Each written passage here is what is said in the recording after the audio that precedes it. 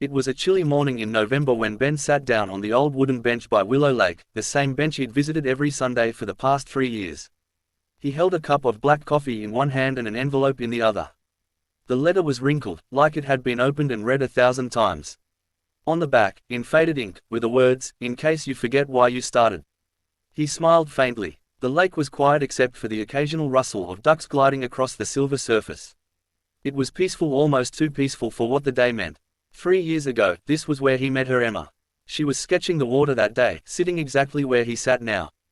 Her pencil had snapped mid-drawing, and without thinking, Ben had offered her his pen. It wasn't much, but it started a conversation that lasted all afternoon. Every Sunday after that, they'd meet here, sometimes to talk, sometimes just to sit in silence.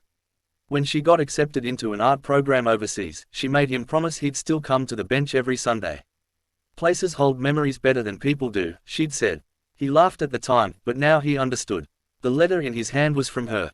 She'd written it before leaving, a simple note that said she'd come back one day, once she'd found her color again.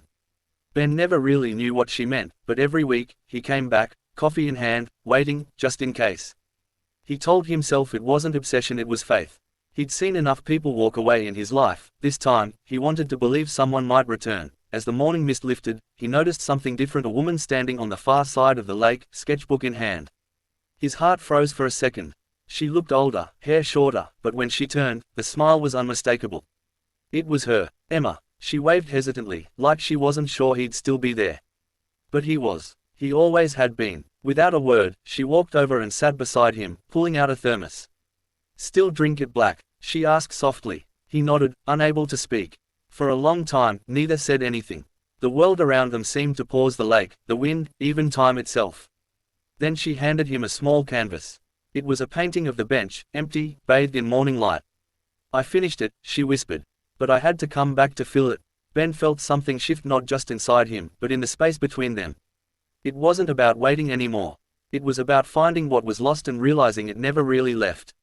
As they sat together, sharing coffee and quiet smiles, the camera would slowly pull back, the lake glimmering, the sun rising, and two figures framed perfectly on that old wooden bench. Sometimes, the best stories aren't about grand gestures or dramatic endings. They're about the quiet return to the places we once loved, and the people who still remember to show up.